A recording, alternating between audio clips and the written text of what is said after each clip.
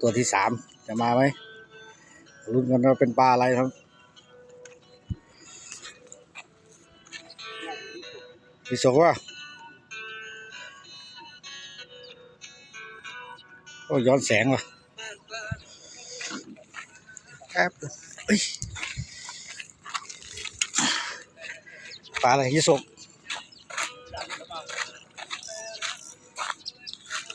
เงินจัน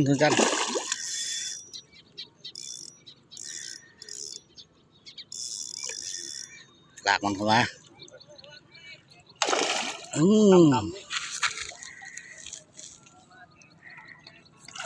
เฮ้ยไม่ใช่เซียน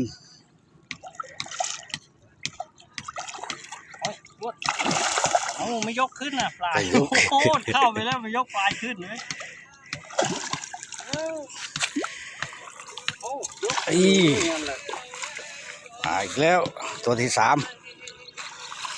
ติดนี่ที่สุกนี่นวลจันทร์อันนี้ที่สุกตัวที่สก